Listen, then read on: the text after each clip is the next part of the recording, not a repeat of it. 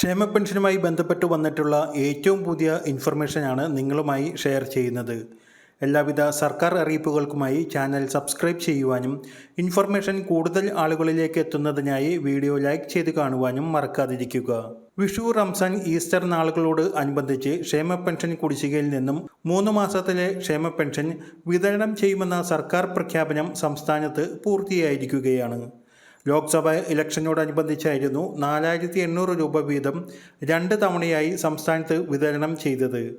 1600 രൂപ മാർച്ചിൽ ഈസ്റ്ററിന് മുൻപായും 3200 രൂപ ഏപ്രിലിൽ വിഷുവിന് മുൻപായും ആണ് വിതരണം തുടങ്ങിയത്. വീടുകളിലേക്ക് സഹകരണ ജീവനക്കാർ വഴി പെൻഷൻ തുക എത്തുന്നവ പലർക്കും വിഷുവിന് ശേഷമാണ് തുക എത്തിച്ചേർന്നത്. 50 ലക്ഷത്തോളം വരുന്ന സാമൂഹ്യ സുരക്ഷാ പെൻഷൻ ഗുണഭോക്താക്കളിൽ 6,88,000 വരുന്ന വിധവ, വാർദ്ധക്യ, ഭിന്നശേഷി പെൻഷൻ ഗുണഭോക്താക്കൾക്കുള്ള കേന്ദ്രവിഹിതം വിതരണം ആരംഭിച്ചിട്ടുണ്ട്. ഒട്ടുമിക്ക ഗുണഭോക്താക്കൾക്കും 1 മാസത്തിലെ ഗഡു മാത്രമാണ് നേരത്തെ ലഭ്യമായത്.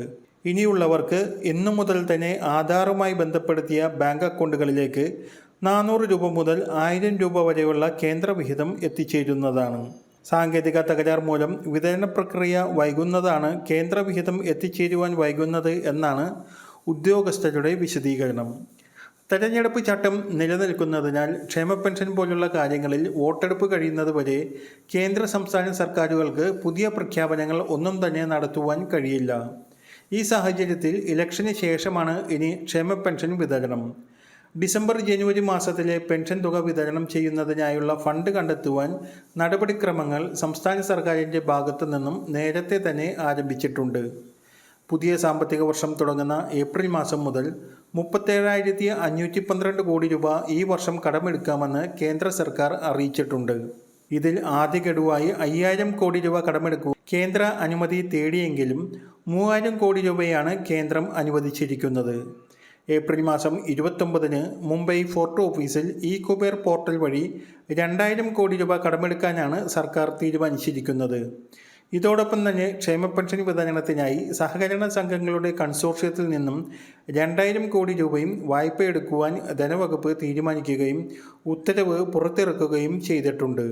മണ്ണാർക്കാട് റൂറൽ സഹകരണ ബാങ്ക് ഫണ്ട് മാനേജറായിട്ടുള്ള ഈ കൺസോർഷ്യം 9.1% പലിശയ്ക്കാണ് സർക്കാർ ക്ഷേമ പെൻഷൻ വിതരണത്തിനായി രൂപീകരിച്ച കേരള സോഷ്യൽ സെക്യൂരിറ്റി ലിമിറ്റഡിന് 2000 കോടി രൂപ നൽകുക. വോട്ടെടുപ്പിന് ശേഷം ഏപ്രിൽ മാസം അവസാനത്തോടുകൂടി 2 മാസത്തിലെ സാമൂഹ്യ സുരക്ഷാ പെൻഷൻ കൂടി സർക്കാർ അനുവദിക്കും. ഇലക്ഷന് ശേഷം ക്ഷേമ പെൻഷൻ വിതരണത്തിൽ സർക്കാരിൻ്റെ മറ്റു ചില നടപടികൾ കൂടി വരുവാൻ സാധ്യതയുണ്ട്. ഏറ്റവും അർഹരായവർക്ക് മാത്രം പെൻഷൻ തുക വിതരണം ചെയ്യുന്നതിൻ്റെ ഭാഗമായി നിലവിൽ പെൻഷൻ വാങ്ങിക്കൊണ്ടിരിക്കുന്നവർക്കും പുതിയതായി പെൻഷൻ അനുവദിക്കപ്പെട്ടവർക്കും കർശന പരിശോധനകൾ നേരിടേണ്ടി വന്നേക്കും.